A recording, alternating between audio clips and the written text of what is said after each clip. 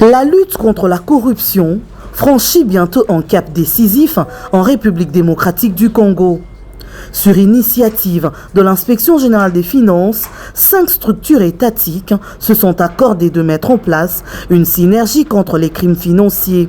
Le chef de service de l'Inspection générale des finances, Christophe Bitassi-Mouabahi, croit à l'importance de ce cadre. Nous venons de tenir une réunion que j'ai convoquée en invitant les responsables que vous voyez ici, impliqués dans la lutte contre la corruption. J'ai à ma droite le service national de renseignement financier, SENAREF.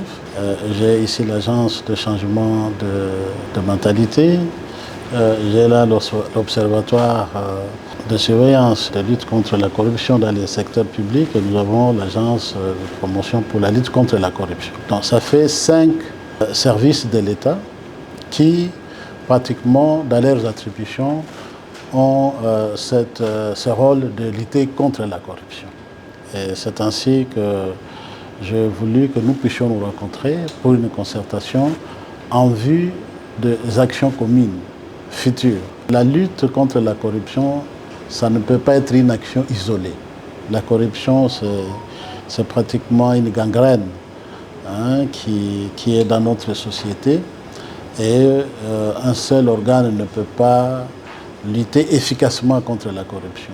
Les partenaires de l'IGF se sont montrés coopératifs et optimistes quant à l'issue de cette initiative. Nous l'avons accueilli très favorablement parce qu'en fait c'est un souci qui nous habite tous et chacun. Nous rendons compte que chacun dans son coin ne peut pas obtenir avec autant de facilité les résultats escomptés parce que les uns et les autres ont des assignations prescrites par les autorités.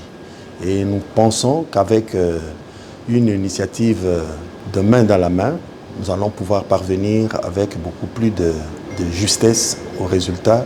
Il sied de noter que ces structures ont en commun la mission de lutte contre la corruption en République démocratique du Congo. Elles feront désormais l'objet d'une stratégie commune à travers une task force qui verra bientôt le jour.